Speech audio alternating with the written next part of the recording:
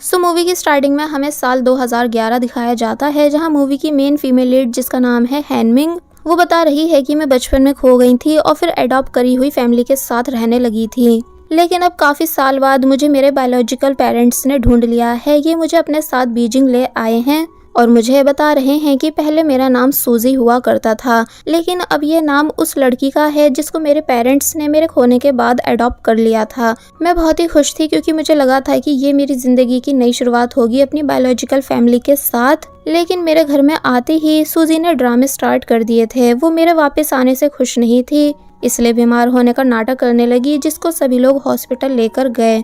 अब जब सब घर वापस आए और खाना खा रहे थे तो तब सूजी पेरेंट्स पर चिल्लाने लगी कि अब आप सभी मुझे प्यार नहीं करोगे क्योंकि आपकी सगी बेटी वापस आ गई है, इसलिए है ना, मतलब अब मेरी इस घर में कोई भी वैल्यू नहीं क्योंकि मैं आपकी सगी बेटी नहीं हूँ। और फिर गुस्से में रोते हुए यहाँ से चली जाती है। मेरा बड़ा भाई जिसका नाम डिंगनान है, वो भी मेरे वापस आने से खुश नहीं होता है क्योंकि वो सूजी को दिल से अपनी बहन मान चुका है, इसलिए वो चाहता नहीं है कि मैं इस घर में रहूं और सूजी मेरी वजह से हर्ट होती रहे, इसलिए बोला कि मेरे दोस्त यांशी का घर खाली है, हैनमिंग वहाँ रह लेगी। डैड मना करते हैं कि तुम अपनी बहन के लिए ऐसा कैसे बोल सकते हो, ये घर इसका भी है, तुम्हें दोनों बहनों को इक्वल प्यार और रिस्पेक्ट देनी चाहिए। लेकिन डिंगनान को इस टाइम सिर्फ सूजी की फिक्र थी, इसलिए मैं बराबर वाले घर यानी यांशी के घर में रहने के लिए मान गई और डैड को भी इस बात के लिए मना लिया ताकि इस घर में मेरी वजह से कोई भी प्रॉब्लम क्रिएट नहीं हो। डिंगनान मेरा सामान लेकर बाहर आ गया और बराबर वाले घर में ले आया, ये बताते हुए कि ये मेरे बेस्ट फ्रेंड यानी यांशी का घर है, जो कि हमारे लिए एक फैमिली की तरह है। लेकिन अक्सर वो अपनी मॉम से मिलने अब्रॉड जाता रहता है और काफ़ी टाइम बाद वापस आता है, इसलिए अब जब तक वो घर में नहीं है तुम यहाँ आराम से रह सकती हो। हैनमिंग मान गई कि हाँ ठीक है, मैं यहाँ अकेले रह लूँगी। फिर तभी डिंगनान यहाँ से चला गया। अब हमें दिखाया गया कि हैनमिंग रात में अपनी उस फैमिली की फ़ोटो लेकर सो रही होती है जिन्होंने हैनमिंग को अडॉप्ट करा था जब वो खो गई थी एंड बचपन से जिनके साथ वो रही है, कि तभी उसे फील हुआ कि जैसे कोई घर में आ रहा है। हैनमिंग को लगा कि ये कोई चोर होगा, इसलिए वो कांच की बोतल उठाकर उसे मार देती है। लेकिन जब सच्चाई सामने आई तो पता चला कि ये लड़का चोर नहीं बल्कि इस घर का ऑनर है, जिसका नाम है यांशी, जो कि अब अब्रॉड से वापस आ चुका है। जिसको डिंगनान पूरी स्टोरी बताने लगा कि ये मेरी सगी बहन है जो कि सालों पहले खो गई थी, इसकी वजह से सूजी ने अपनी तबीयत खराब कर ली है, इसलिए मैं इसको कुछ दिन के लिए तुम्हारे घर में रहने के लिए छोड़ रहा हूँ। यांशी इस बात के लिए मान गया। फिर जब डिंगनान चला गया तो हैनमिंग यांशी को सॉरी करती है और यहाँ रहने की परमिशन देने के लिए थैंक्स भी करती है। यांशी कहता है कि तुम फर्स्ट फ्लोर पर रह लो, मैं सेकंड फ्लोर पर रह लूँगा, पर बस याद रखना कि तुमको मेरे सेकंड फ्लोर के डार्क रूम में नहीं आना है। फिर पूछता है कि वैसे क्या तुम सच में डिंगनान की बचपन में खोई हुई छोटी बहन हो? हैनमिंग इस बात का कोई रिप्लाई नहीं देती बल्कि चुपचाप यहाँ से चली गई, क्योंकि उसे लगा था कि जब वो अपनी बायोलॉजिकल फैमिली से मिलेगी तो सब उससे मिलकर काफ़ी ज़्यादा खुश होंगे, लेकिन उसे तो सबने फिर से दूर कर दिया है।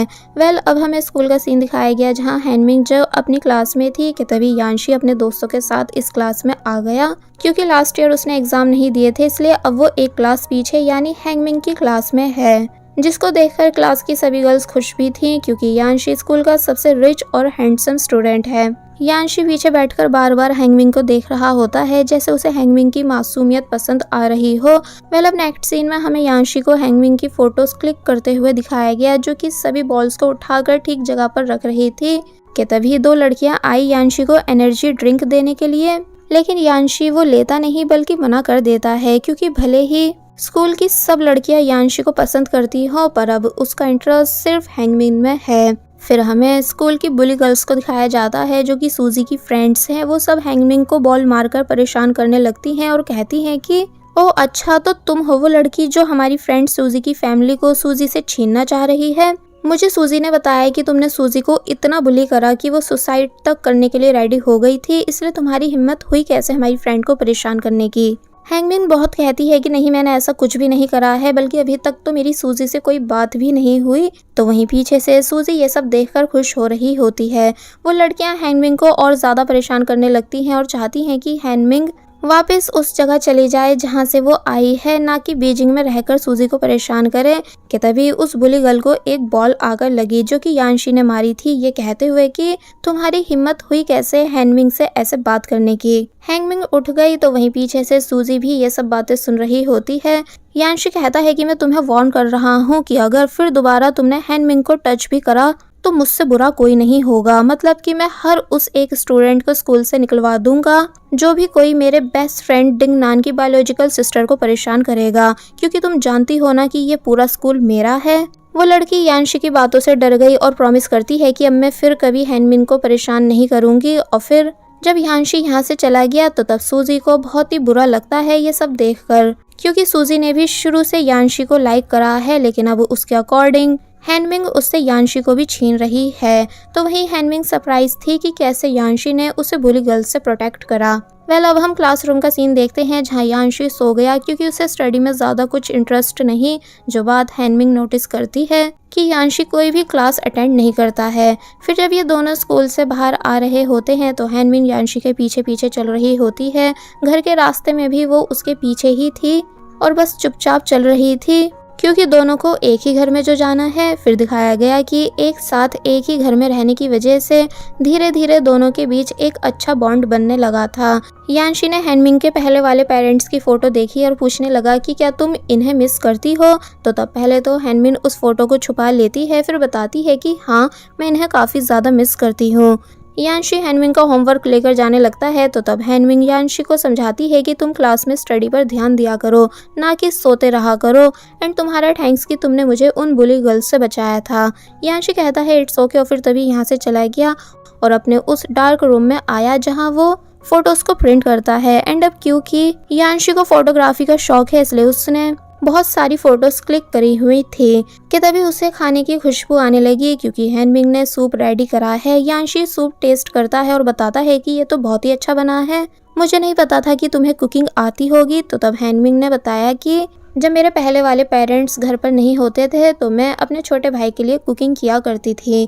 कि तभी सीन चेंज हुआ और दिखाया गया कि सूजी ठग्स के साथ टाइम स्पेंड कर रही है, जिसको डिंगनान लेने आया है कि अभी घर चलो मेरे साथ, तुम यहाँ इन लोगों के साथ रह कैसे सकती हो। तो तब वो कहती है कि नहीं मुझे तुम्हारे साथ नहीं जाना है, क्योंकि अब तुम मुझे अपनी बहन नहीं मानते हो ना, और ना ही तुम मेरी फिक्र करते हो। डिंगनान को गुस्सा आने लगा तो वहीं वो सभी ठग्स डिंगनान से लड़ना शुरू कर देते हैं कि तू क्यों जबरदस्ती इस लड़की को अपने साथ लेकर जा रहा है। डिंगनान अकेले इन सभी का सामना नहीं कर पा रहा था कि तभी डिंगनान का दोस्त यांशी और हैंगमिन ये तीनों भी यहाँ आ गए और डिंगनान की हेल्प कराने लगे। फिर फाइनली यहाँ से भाग जाते हैं और ठग्स को लॉक कर देते हैं। सभी काफ़ी ज़्यादा खुश हो रहे थे कि कैसे ये सब जीत कर आए हैं। और जब एक जगह आकर रुके तो डिंगनान ने सूजी को डांटा। सूजी बोली मुझे लगा था कि तुम लोगों को मेरे जीने मरने से कोई फ़र्क नहीं पड़ता, इसलिए मैं उन बुरे लोगों के पास चली गई थी। तो तब डिंगनान का दोस्त कहता है कि हम अभी तुम्हारी वजह से उन ठग्स के हाथों मरने वाले थे, वो तो अच्छा हुआ हैंगमिंग ने उन पर फायर स्प्रे कर दिया था। यांशी नोटिस करता है कि हैंगमिन के हाथ पर चोट लग चुकी है, इसलिए यांशी को हैंगमिन की फिक्र हो रही थी। तो तब सूजी को एक बार फिर चिढ़ हो गई कि कैसे यांशी हैंगमिन की फिक्र कर रहा है, इसलिए यांशी के काफ़ी क्लोज आकर बैठ जाती है ताकि यांशी हमेशा सिर्फ सूजी की फिक्र करे। अब जब ये सभी थोड़ा आगे आए तो यहाँ इनको एक क्यूट पपी दिखा जिसको सूजी लेने से मना करने लगी, बट हैंगमिन को वो काफ़ी पसंद आ चुका था, इसलिए यांशी से परमिशन लेती है कि क्या इसे मैं प्लीज़ तुम्हारे घर पर अपने साथ रख लूँ। डिंगनान बताने लगता है कि पर यांशी को तो डॉग्स बिल्कुल भी पसंद नहीं है, लेकिन यांशी हैंगमिन की खुशी के लिए पपी को घर में रखने की परमिशन दे देता है, जो सुनकर हैंगमिन काफ़ी ज़्यादा खुश हो गई। अब रात में हम देखते हैं कि ये दोनों डिसाइड कर रहे हैं कि पपी का क्या नाम रखा जाए। यांशी कहता है कि हम इसका नाम ग्रे रखेंगे, तो तब हैंगमिन को भी ये नाम पसंद आ गया। फिर अभी यांशी हैंगमिन की चोट पर मेडिसिन लगाने लगता है, जो सब देखकर हैंगमिन को अच्छा लगता है कि यांशी कैसे उसकी इतनी फिक्र कर रहा है। कि तभी डिंगनान यहाँ आया और बोला कि अब तुम मेरे साथ वापस घर चल सकती हो, क्योंकि अब सूजी शांत हो चुकी है और वो भी यही चाहती है कि तुम यांशी के घर में नहीं रहो बल्कि वापस आ जाओ। तो ये बात सुनकर हैंगमिन और यांशी दोनों उदास होने लगते हैं, क्योंकि अब दोनों का ही एक दूसरे से दूर होने का मन नहीं। इसलिए यांशी बहाने करने लगा कि तुम पपी को यहाँ छोड़कर कैसे जा सकती हो, इसको तुम्हारी ज़रूरत है। एंड तुम इसे डिंगनान के घर पर भी नहीं लेकर जा सकती क्योंकि डिंगनान की मदर को डॉग्स से एलर्जी है। तो तब डिंगनान समझ जाता है कि इन दोनों का मन एक दूसरे से दूर होने का नहीं है, इसलिए हैनमिंग से कहता है कि ठीक है, तुम जब तक चाहो यहाँ रह सकती हो, और फिर यांशी को टीज करते हुए यहाँ से चला जाता है। तो तब ये दोनों खुश होने लगे कि कैसे अब ये कुछ टाइम और एक साथ इस घर में रह पाएंगे, क्योंकि दोनों ही एक दूसरे को थोड़ा थोड़ा लाइक करने लगे हैं। हैनमिंग ब्लश करते हुए डिनर बनाने चली गई, जिसके जाने के बाद भी यांशी काफ़ी ज़्यादा खुश नज़र आ रहा था। नेक्स्ट डे हम देखते हैं कि हैनमिंग यांशी को बता रही है कि मुझे प्लांट्स काफ़ी ज़्यादा पसंद है, इसलिए मैं इनका ध्यान रखती हूँ। मेरे रूम के पास थोड़े टाइम के लिए सनलाइट आती है, इसलिए मुझे इनको टाइम से सनलाइट के पास रखना होता है। तो तब यांशी कहता है कि मेरे साथ चलो, और फिर हैनमिंग को सेकंड फ्लोर का अपने रूम के बराबर वाला रूम रहने के लिए दे देता है, ये बताकर कि यहाँ काफ़ी सारी सनलाइट आती है और बहुत टाइम तक रहती है।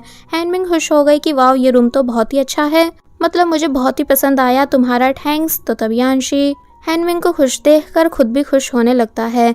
फिर अब नेक्स्ट सीन में दिखाया गया है कि दोनों जब भी सोकर उठते थे तो इस बारे में एक दूसरे को नॉक करके बता देते थे ताकि साथ में ब्रेकफास्ट कर सकें। यांशी हैनमिंग को ये भी बताता है कि जब भी कोई हम में से कोई घर में नहीं होगा तो यहाँ से की लेनी है, यानी ये की का सीक्रेट प्लेस है। हैनमिंग बताती है कि पर मेरा हाथ तो वहाँ तक जा ही नहीं रहा है। तो तब यांशी हैनमिंग के क्लोज आया और की उतार कर देने लगा, जो सब सूजी भी देख लेती है। हैनमिंग नर्वस होने लगी थी, साथ ही उसको यांशी का ऐसे क्लोज आना अच्छा भी लग रहा था। और फिर जब वो ब्लश करते हुए यहाँ से चली गई तो तब यांशी भी खुश होने लगा। लेकिन ये बात सूजी को बिल्कुल अच्छी नहीं लगती कि ये दोनों कैसे क्लोज आ रहे हैं, इसलिए कहती है कि अब मैं कैसे भी करके हैनमिंग को सबकी नज़र में बुरा बनाकर ही रहूंगी। नेक्स्ट डे हम स्कूल में पेरेंट्स मीटिंग देखते हैं, जहां हैनमिंग अपनी मॉम को अपनी सीट पर बिठाने वाली थी, लेकिन बुली गर्ल की मदर हैनमिंग की मदर को जबरदस्ती सूजी की डेस्क पर बिठा देती हैं। हैनमिंग उदास हुई ये देखकर फिर बुली गर्ल बताने लगी कि ये सब मेरी मॉम ने मेरे कहने पर करा है। फिर वो लड़की सूजी के पास आकर खड़ी हो जाती है। सूजी भी खुश है कि कैसे हैनमिंग की साइड से कोई भी मीटिंग अटेंड नहीं कर पाएगा। तो तब यांशी क्लास में आया और हैनमिंग की सीट पर बैठ गया, टीचर को ये बताते हुए कि मैं हैनमिंग का फैमिली मेंबर हूँ, इसलिए मैं मीटिंग को अटेंड करूंगा। तो तब सभी स्टूडेंट्स यांशी को हैरानी से देखने लगे एंड हैनमिंग काफ़ी ज़्यादा खुश हुई कि कैसे यांशी हमेशा उसे सपोर्ट करता है। फिर अब रात में हमें इन चारों को डिनर करते हुए दिखाया जाता है, जहां एक दोस्त यांशी से कह रहा है कि अच्छा, अब समझ आया कि तुम हैनमिंग को हर टाइम प्रोटेक्ट क्यों करते रहते हो, क्योंकि ये तुम्हारे लिए इतना टेस्टी टेस्टी खाना जो बनाती है। डिंगनान भी इन सभी के बीच खुश नज़र आ रहा था कि तभी उसे सूजी की कॉल आई, जो कि रोते हुए बताने लगी कि मुझे स्कूल के बाद हैनमिंग ने अम्यूज़मेंट पार्क के गेट पर बुलाया था, मैं कब से उसके आने का वेट कर रही हूँ, लेकिन वो आई नहीं है। पता नहीं उसने मेरे साथ ऐसा क्यों करा और अब मुझे यहाँ पर बहुत ज़्यादा डर लग रहा है। तो तब डिंगनान गुस्सा हो जाता है और हैनमिंग से कहता है कि तुम सूजी से इस तरह रिवेंज कैसे ले सकती हो, तुम क्यों उससे इतनी नफरत करती हो, अगर मेरी बहन सूजी को कुछ भी हुआ तो मैं तुम्हें छोड़ूंगा नहीं। और फिर तभी यहाँ से चला गया। हैनमिंग शॉक थी कि पर मैंने तो कुछ भी नहीं करा। और फिर जब वो भी यांशी के साथ अम्यूजमेंट पार्क आई तो वो छुपकर इनकी बातें सुनने लगी कि सूजी कैसे डिंगनान से सारी बातें झूठ कह रही है, कि हैनमिंग ने उसके साथ क्या क्या करा। फिर बोली कि वो तुम्हारी सगी बहन है ना, इसलिए अब तुम मुझसे प्यार नहीं करोगे, सिर्फ हैनमिंग की फिक्र करोगे। तो तब डिंगनान कहने लगा कि नहीं, मेरी सिर्फ एक ही बहन है और वो तुम हो, और अगर हैंगमिन वापस आ भी गई है तो क्या वो रह तो किसी और के घर में रही है ना कि हमारे घर में। उसकी फिक्र कोई नहीं करता, हम सिर्फ तुम्हारी फिक्र करते हैं और सिर्फ तुमसे प्यार करते हैं, क्योंकि तुम हमारी फैमिली मेंबर हो जो कि शुरू से हमारे साथ रही है, ना कि हैनमिंग जो कि पता नहीं इतने टाइम से कहाँ थी और अब वापस आई है। हैनमिंग के आंसू आने लगे ये सब बातें सुनकर। तो वहीं यांशी उसके कानों पर अपने हाथ रख देता है ताकि हैनमिंग और ज़्यादा हर्ट नहीं हो। हैनमिंग कहने लगी कि मैंने सच में सूजी को इतनी दूर अम्यूजमेंट पार्क में नहीं बुलाया था। तो तब यांशी कहता है कि हाँ मैं जानता हूँ, यानी मुझे तुम पर पूरा ट्रस्ट है। वेल अब ये दोनों वापस घर आ जाते हैं, जहाँ हैनमिंग अपना सामान पैक करने लगी और बोली कि मैं अपने पहले वाले पेरेंट्स के पास वापस जा रही हूँ, भले ही वो मेरे सगे माँ बाप नहीं थे लेकिन मुझे बहुत प्यार करते थे। तो तब यांशी हैनमिंग को जैसे तैसे रोकता है कि नहीं, तुम कहीं नहीं जाओगी, ये घर अब सिर्फ मेरा नहीं बल्कि तुम्हारा भी है, यानी हम दोनों का है। और अगर तुम अपने पहले वाले पेरेंट्स को मिस कर रही हो तो मैं तुमको उनसे मिलवा कर ले आऊँगा। साथ ही मैं प्रॉमिस करता हूँ कि कोई भी तुम्हारी फिक्र करे या नहीं करे, लेकिन मैं हमेशा तुम्हारी फिक्र करूँगा, तुम्हारा ध्यान भी रखूँगा और हमेशा तुम्हें प्रोटेक्ट करूँगा। तुम मुझ पर ट्रस्ट कर सकती हो। तो तब हैनमिंग काफ़ी ज़्यादा खुश होने लगी और यानशी को थैंक्स करती है। अब नेक्स्ट सीन में हमें हैनमिंग के उन पेरेंट्स का घर दिखाया गया जिन्होंने हैनमिंग को अडॉप्ट करा था, यानी जिनके साथ वो बचपन से रही है। मॉम तो काफ़ी ज़्यादा खुश हो गई हैनमिंग को देखकर, लेकिन डैड परेशान हुए कि तुम अकेले क्यों आई हो, बीजिंग में सब ठीक तो है ना। तो तब यानशी झूठ कह देता है कि हैनमिंग पेरेंट्स से परमिशन लेकर आई है और उसका बस आप दोनों से मिलने का मन था एंड मैं हैनमिंग के बड़े भाई का दोस्त हूँ। तो तब फादर भी खुश होने लगे और फिर काफ़ी प्यार से दोनों का वेलकम करते हैं। हैनमिंग यानशी को अपना रूम दिखाती है कि देखो ये अच्छा है ना। फिर जब हैनमिंग का छोटा भाई आया तो वो उसको भी यानशी से इंट्रोड्यूस कराने लगी, लेकिन छोटा भाई ये बोलकर भाग जाता है कि ये आपका बॉयफ्रेंड है ना। तो तब हैनमिंग अपने भाई से मना करने लगती है कि नहीं, ऐसा कुछ भी नहीं है। अब हम इन सभी को खाना खाते हुए देखते हैं, जहाँ यानशी बातों बातों में कह देता है कि हैनमिंग भी रोज़ अच्छी डिशेस बनाती है। तो तब मॉम हैरान हुई कि तुम वहाँ स्टडी के अलावा घर के काम भी कर रही हो। तो तब हैनमिंग ने बात हैंडल करी ये कहकर कि नहीं, मैं बस कभी कभी वहाँ पर कुकिंग कर लेती हूँ। मॉम पूछती हैं वैसे तुम बीजिंग में खुश तो हो ना, क्योंकि हमारे लिए तुम्हारी खुशी बहुत इंपॉर्टेंट है। तो तब हैनमिंग यहाँ भी झूठ कह देती है कि हाँ, मैं बहुत ही खुश हूँ। मेरे बायोलॉजिकल पेरेंट्स मुझे बहुत ही प्यार करते हैं और मेरा ध्यान रखते हैं। मॉम डैड आगे बोले कि तुम्हारा ड्रीम एक डॉक्टर बनने का था ना, जिसे हम पूरा नहीं करवा पाते क्योंकि हम गरीब हैं, लेकिन तुम्हारे सगे माँ बाप बहुत रिच हैं, इसलिए हमें उम्मीद है कि तुम हमारे खातिर वहाँ रहकर अपने डॉक्टर बनने के सपने को ज़रूर पूरा करोगी। हैनमिंग खाते खाते रोने लगती है क्योंकि वो कैसे सभी को बताए कि वो अपने इन वाले पेरेंट्स से दूर होकर बिल्कुल भी खुश नहीं है, लेकिन आगे की स्टडी पूरी करने के लिए उसको मजबूरन बीजिंग में ही रहना होगा। इसलिए यहाँ हैनमिंग के पेरेंट्स भी काफ़ी ज़्यादा इमोशनल हो जाते हैं एंड यानशी को भी हैनमिंग के लिए काफ़ी बुरा फील हो रहा था। अब नेक्स्ट सीन में हमें दिखाया गया कि हैनमिंग वापस बीजिंग आ चुकी है और अब क्योंकि डिंगनान को भी सच पता चल चुका था कि उस दिन सूजी ने हैनमिंग के बारे में झूठ कहा था, इसलिए वो सूजी से हैनमिंग को सॉरी करने के लिए बोलता है। सूजी सॉरी कहती है एंड हैनमिंग उसे माफ़ भी कर देती है क्योंकि हैनमिंग खुद सभी के साथ प्यार से रहना चाहती है। और फिर सूजी को भी रियलाइज़ हुआ कि हैनमिंग बुरी नहीं बल्कि वो दोनों सिस्टर्स बन सकती हैं। अब हम इन सभी को साथ में खाना खाते हुए देखते हैं, जहाँ सब काफ़ी खुश नज़र आ रहे थे क्योंकि फाइनली सूजी और हैनमिंग के बीच लड़ाई ख़त्म हो चुकी थी और अब ये सभी एक फैमिली की तरह थे। फिर बताया गया कि टाइम बीतता गया और अब ये साल 2013 आ चुका है, जहाँ हैनमिंग अभी भी यानशी के साथ उसके घर में रह रही है। यानशी हैनमिंग को हाउस नंबर का एक लॉकेट बनवाकर गिफ्ट करता है, जो कि हैनमिंग को काफ़ी ज़्यादा पसंद भी आया। फिर हमें इन सभी फ्रेंड्स को साथ में दिखाया गया, जहाँ ये सभी डिस्कस कर रहे हैं कि आफ्टर ग्रेजुएशन क्या क्या करेंगे। सभी के अलग अलग ड्रीम्स थे, बट यानशी कहता है कि मैं हमेशा सिर्फ हैनमिंग के साथ रहना चाहता हूँ, यही मेरा ड्रीम है और जो वो बनना चाहेगी मैं भी वही बनूंगा। तो तब हैनमिंग ब्लश करने लगी। तो वहीं बाकी सब भी इन दोनों के लिए खुश हो रहे थे क्योंकि सभी को समझ आ रहा है कि यानशी हैनमिंग को कितना ज़्यादा पसंद करता है। फिर जब ये सभी थिएटर में थे तो तब यानशी हैनमिंग का हाथ पकड़ता है। फिर जब नेक्स्ट डे ये दोनों बीच पर आए तो यहाँ काफ़ी देर तक एंजॉय करने के बाद यानशी ने अपनी फीलिंग्स हैनमिंग से कन्फेस कर दी। साथ ही ये भी बोला कि मैं तुम्हारे ग्रेजुएट होने के बाद पिंक स्नो भी करवाऊंगा क्योंकि तुम्हें स्नो पसंद है ना। हैनमिंग कहती है कि पर ऐसा होना पॉसिबल नहीं है। तो तब यानशी कहता है कि मैं तुम्हारे लिए कुछ भी कर सकता हूँ क्योंकि अब तुम मेरी दुनिया हो। दोनों एक दूसरे के काफ़ी क्लोज थे और नर्वस भी थे। फिर एक दूसरे को किस करने लगते हैं, यानी कि अब ये दोनों ऑफिशियली कपल बन चुके हैं एंड साथ में काफ़ी ज़्यादा खुश नज़र आ रहे होते हैं। सीन कट हुआ और हमें घर का सीन दिखाया गया, जहाँ जब ये दोनों एक बार फिर हंसी मजाक कर रहे थे कि तभी यानशी को एक कॉल आई, जिसे सुनकर वो इतना ज़्यादा परेशान हो गया कि किसी से बोला कि मेरे लिए फ़्लाइट बुक करा दो, मैं आ रहा हूँ। हैनमिंग समझ नहीं पाती कि आखिर चल क्या रहा है क्योंकि यानशी हैनमिंग को कुछ बताता नहीं बल्कि सिर्फ इतना कहता है कि तुम यहीं इसी घर में मेरे वापस आने का इंतज़ार करना, मैं बहुत जल्द वापस आऊँगा। थोड़ी फैमिली प्रॉब्लम हो गई है लेकिन सब ठीक हो जाएगा। तो तब हैनमिंग मान गई, लेकिन यानशी के जाने के बाद बहुत दिन बीत जाते हैं और वो अभी तक वापस नहीं आता। ना ही उसका नंबर लग रहा था और ना ही किसी को उसकी कुछ खबर थी। डिंगनान भी यानशी की मदर को कॉल करने का ट्राई करता है लेकिन ये नंबर भी बंद आ रहा था। फिर दिखाया गया कि ऐसे ही और दिन बीतते गए एंड हैनमिंग यानशी के वेट में बीमार होने लगी। फिर एक दिन वो डिसाइड करती है कि मैं खुद अब्रॉड जाकर यानशी को ढूंढूंगी क्योंकि उसके साथ ज़रूर कुछ तो बुरा हुआ है, वरना वो मुझे ऐसे अकेले नहीं छोड़ सकता। तो तब डिंगनान हैनमिंग को जैसे तैसे रोकता है और उसे कहीं भी जाने नहीं देता। फिर जब एक दिन ऐसे ही हैंगमिंग यांशी की कॉल का वेट कर रही होती है कि तभी फाइनली इतने टाइम के बाद यांशी की कॉल आई।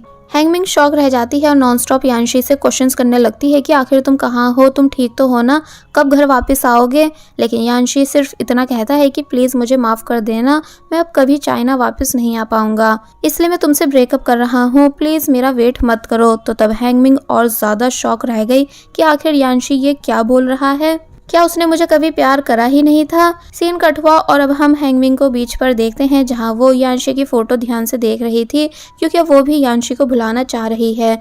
अब दिखाया जाता है कि ऐसे ही टाइम और आगे बढ़ता गया, यानी हैंगमिंग की कॉलेज लाइफ स्टार्ट हो चुकी है। उसने मेडिकल कॉलेज में एडमिशन ले लिया है जहां सब एंजॉय कर रहे होते हैं। वहीं हैंगमिंग बस यांशी की यादों में खोई रहती थी। वो यांशी को दिमाग से निकाल ही नहीं पा रही थी। उसके माइंड में हर टाइम यांशी ही रहता था।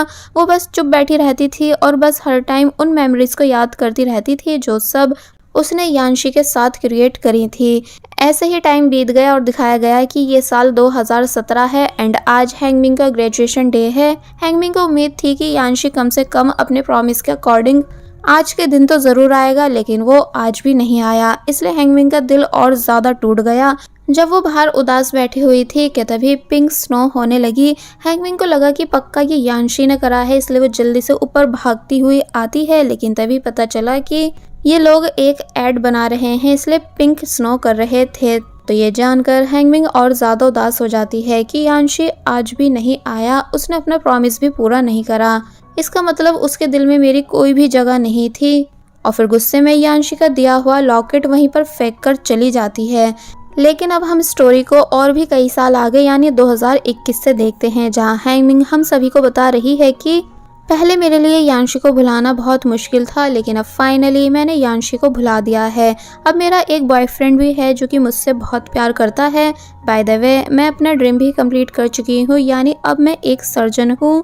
और जो ये लड़की मेरे सामने है ये मेरी सिस्टर इन लॉ है, यानी इसकी बहुत जल्द मेरे भाई डिंगनान से शादी होने वाली है। रात में सभी इस बात को डिस्कस करने लगते हैं कि कौन सी डेट पर और कहाँ वेडिंग सेरेमनी कराई जाएगी। सब कुछ नॉर्मल चल रहा था, सभी काफ़ी ज़्यादा खुश थे, आराम से बातें कर रहे थे। लेकिन अचानक यहाँ उस पर्सन की एंट्री हो गई जिसे मैंने बहुत मुश्किल से भुलाया था, यानी यांशी की। वो हम सभी के बीच ऐसे आकर बैठ गया जैसे उसने कुछ करा ही नहीं हो। लेकिन मैं ये सब बर्दाश्त नहीं कर सकती थी, यानी अब मैं यांशी की शक्ल तक नहीं देखना चाहती हूँ, इसलिए तभी गुस्से से उठकर यहाँ से चली गई। तो वही डिंगनान और उसका दोस्त ये दोनों शांत बैठे हुए थे क्योंकि इन्हें यांशी के वापस आने के बारे में पता था, लेकिन इन्होंने मुझे इस बारे में नहीं बताया था, बल्कि डायरेक्ट मेरी मीटिंग करा दी। यांशी हैंगमिंग से बात करना चाहता है, इसलिए उस हॉस्पिटल में आ जाता है जहाँ हैंगमिंग वर्क करती है। तो तब यहाँ यांशी की मुलाकात हैंगमिंग के बॉयफ्रेंड से हुई, जिसको देखकर यांशी का दिल टूट गया और वो यहाँ से चला गया। अब हम नेक्स्ट डे देखते हैं कि कैसे यांशी ने हैंगमिंग के बराबर वाले अपार्टमेंट को खरीद लिया है ताकि हैंगमिंग के क्लोज रह सके। लेकिन यहाँ भी हैंगमिंग का बॉयफ्रेंड आ जाता है जो कि पूछता है कि आखिर तुम कौन हो। तो तब यांशी तो चुप खड़ा रहा, लेकिन हैंगमिंग बताती है कि ये मेरा पुराना स्कूलमेट है और एक ऐसा इंसान है जिसको मैं देखना तक नहीं चाहती हूँ। और फिर तभी अपने बॉयफ्रेंड के साथ यहाँ से चली गई। जब रात में हैंगमिंग अकेले काफ़ी ज़्यादा ड्रिंक कर रही थी, यानी यांशी के अचानक वापस आने के सदमे में, तो तब यांशी भी यहाँ आता है और हैंगमिंग से रिक्वेस्ट करने लगता है कि प्लीज़ मेरे साथ वापस हमारे घर चलो, मैं तुम्हें सारा सच बताना चाहता हूँ। मगर हैंगमिंग साफ मना कर देती है और ज़ोर ज़ोर से यांशी पर चिल्लाने लगी कि अब जब मैं फाइनली अपनी लाइफ में आगे बढ़ चुकी हूँ, तुम्हें भुला चुकी हूँ, तो तुम क्यों वापस मेरी लाइफ में आना चाह रहे हो? क्या तुम मुझे खुश नहीं देख सकते? अगर तुम्हें लगता है कि मैं आज भी तुमको पसंद करती हूँ तो मैं बता दूँ कि तुम काफ़ी टाइम पहले ही मेरे दिल में मर गए थे। और फिर तभी गुस्से में यहाँ से चली गई। यांशी उदास खड़ा रहा हैंगमिंग के मुंह से ये सब सुनकर। फिर अब हम हैंगमिंग को बाहर रोते हुए देखते हैं। तो तब हैंगमिंग का बॉयफ्रेंड उसके पास आता है जो कि सब जान चुका है कि यांशी कौन है और हैंगमिंग ने यांशी का कितना वेट करा था, इसलिए कहता है कि अगर तुम आज भी यांशी को पसंद करती हो तो तुमको उसकी बात सुन लेनी चाहिए, क्योंकि मैं भी तुम्हारी खुशी चाहता हूँ। पर अगर तुम्हारा सिर्फ मेरे साथ रहने का मन है तो फिर तुम्हें यांशी से दूर होना ही होगा। हैंगमिंग काफ़ी सोचती है, फिर अपने बॉयफ्रेंड को सॉरी कर देती है, यानी अब वो रिलेशनशिप ख़त्म करना चाह रही है। बॉयफ्रेंड काफ़ी ज़्यादा हर्ट हुआ लेकिन फिर तभी यहाँ से चला गया। नेक्स्ट डे हमें दिखाया गया है कि बाहर शोर हो रहा है। एक लेडी आकर बताती हैं कि आपके नेबर ने पानी खुला छोड़ दिया है इसलिए लीकेज हो रही है।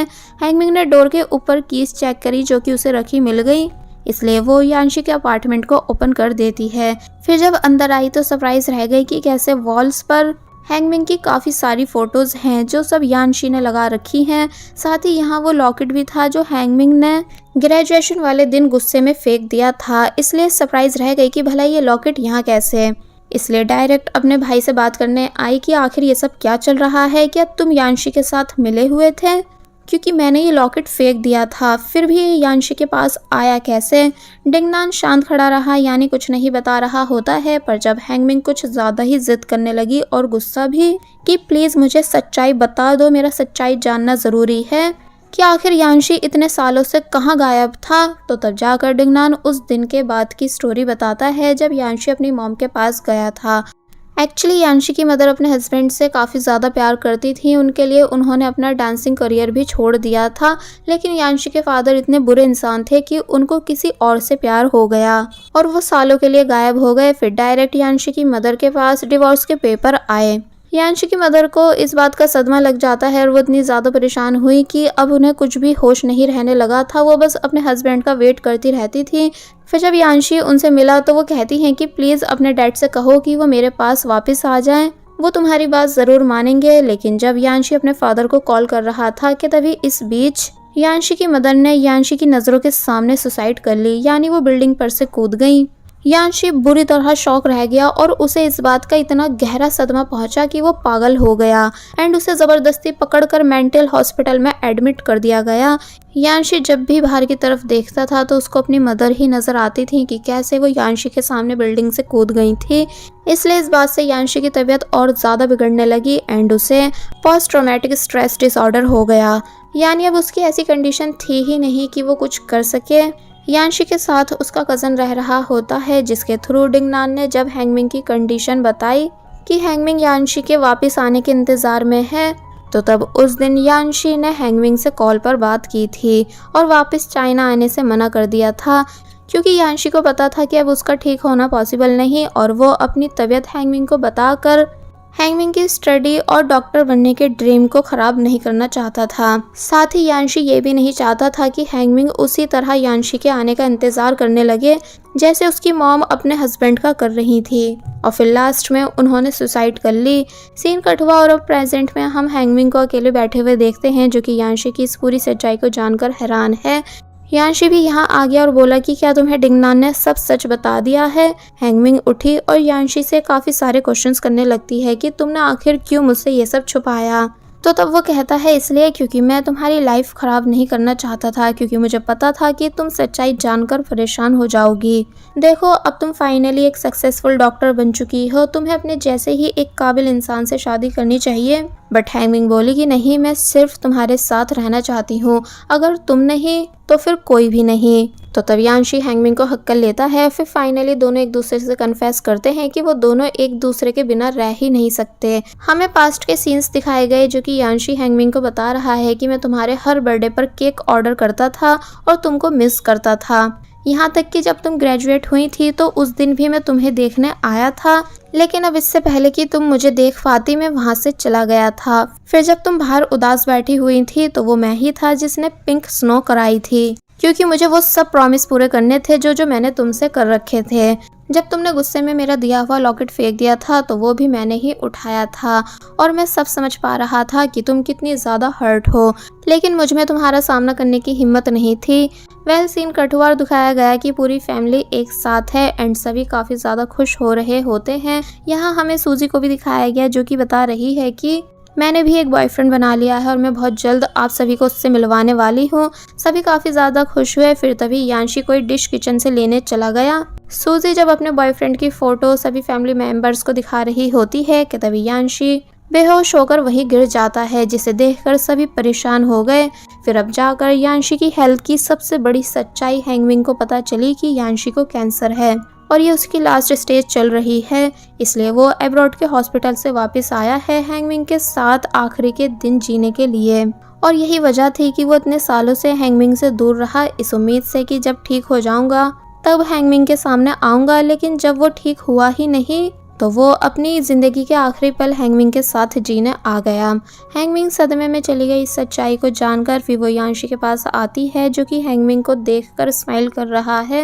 हैंगमिंग ने तभी उसे हक कर लिया और रोने लगी, क्योंकि ये बात बहुत ही बड़ी है कि हैंगमिंग अब जिंदगी भर यांशी के साथ नहीं रह पाएगी। हैंगमिंग डायरेक्ट उसे हक कर लेती है और बुरी तरह रोना शुरू कर देती है, क्योंकि ये बात वो एक्सेप्ट ही नहीं कर पा रही है कि यांशी बहुत जल्द इस दुनिया से जाने वाला है। यांशी हैंगमिंग से कहता है कि चलो हमारे घर चलते हैं, और फिर अब दिखाया गया कि हैंगमिंग जब सोकर उठी कि तभी उसे पता चला कि यांशी तो यहाँ है ही नहीं, इसलिए वो उसे ढूंढने लगी। फिर जब हैंगमिंग को यांशी मिला तो पता चला कि वो हैंगमिंग की फोटोज को प्रिंट कर रहा था। दोनों प्यार भरी बातें करते हैं ताकि यांशी के आखिरी के दिन खुशियों से भर जाएं।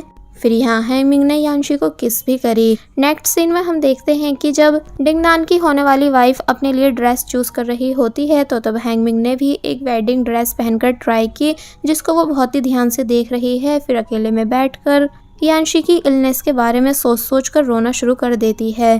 अब हम रात का सीन देखते हैं, जहाँ यांशी अपने दोस्तों से बोल रहा है कि तुम तीनों मेरी कंडीशन जानते ही हो कि मैं बहुत जल्द जाने वाला हूँ, इसलिए मैं चाहता हूँ कि तुम तीनों मेरे पीछे इन तीनों कामों को जरूर करो। पहला ये कि मैं अपने सारे पैसे और प्रॉपर्टी हैंगमिंग के नाम पर करके जा रहा हूँ। कुछ पैसे डिंगनान के बिजनेस में भी लगा रहा हूँ, जो कि वो भी हैंगमिंग के नाम पर होंगे, ताकि फ्यूचर में हैंगमिंग को उनका प्रॉफिट मिल सके और उसको कभी कोई फाइनेंशियल प्रॉब्लम नहीं हो। सेकंड विश मेरी ये है कि तुम सब हर साल हैंगमिंग के बर्थडे को सेलिब्रेट करोगे, उसे कभी अकेला फील नहीं होने दोगे। और थर्ड विश ये है कि तुम सब अब कभी हैंगमिंग के सामने मेरा जिक्र नहीं करोगे और उसकी हेल्प करोगे कि वो मुझे हमेशा के लिए भूल जाए और अपनी लाइफ में आगे बढ़े।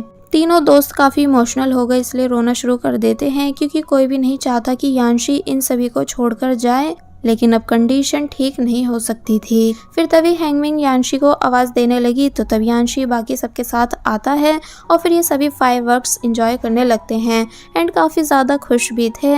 अब हम मॉर्निंग का सीन देखते हैं, जहाँ चारों दोस्त अच्छे से रेडी हैं डिंगनान की वेडिंग के लिए। लेकिन जब ब्राइड बाहर आई तो वो और कोई नहीं बल्कि हैंगमिंग होती है, जो कि आज यांशी से शादी करने वाली है। क्योंकि भले ही यांशी के पास कम टाइम बचा है, लेकिन हैंगमिंग ने डिसाइड कर लिया है कि वो यांशी की ही वाइफ बनकर रहेगी। यांशी बुरी तरह शॉक रह गया। फिर हैंगमिंग ने सभी चीज़ों के लिए यांशी को थैंक्स करा एंड बताया कि वो हमेशा कैसे यांशी को मिस करती रहती थी। दोनों शुरू से अब तक की सभी मेमोरीज को याद करते हैं कि कैसे कैसे इन दोनों की लव स्टोरी स्टार्ट हुई थी। यांशी बहुत ही ज़्यादा खुश था हैंगमिंग को ब्राइड के लुक में देखकर, इसलिए वो भी हैंगमिंग को सब चीज़ों के लिए थैंक्स करता है। दोनों ने एक दूसरे को किस की एंड बाकी सब इनके लिए काफ़ी ज़्यादा खुश हो रहे होते हैं। वैसे लास्ट में दिखाया तो नहीं गया है कि यांशी इस दुनिया को छोड़कर चला जाता है या नहीं, पर बस इतना बता दिया जाता है कि उसके पास कम टाइम है, इसलिए हैंगमिंग और बाकी सब ने यांशी के एक एक पल को खूबसूरत बनाया। और बस फिर इसी हार्ट टचिंग सीन के साथ ये मूवी यहीं पर एंड हो जाती है। सो आई होप आप सभी को मूवी की एक्सप्लेनेशन पसंद आई होगी। ये काफ़ी इमोशनल ट्रू लव स्टोरी थी, इसलिए आप सभी कमेंट सेक्शन में ज़रूर बताएं कि आपको मूवी का कौन सा कैरेक्टर सबसे ज़्यादा पसंद आया। साथ ही जाने से पहले आप सभी वीडियो को लाइक और चैनल को सब्सक्राइब भी ज़रूर कर दीजिएगा, ताकि नेक्स्ट लव स्टोरी की एक्सप्लेनेशन आपसे मिस नहीं हो। So keep supporting us and thank you so much. There was a time when you had me fall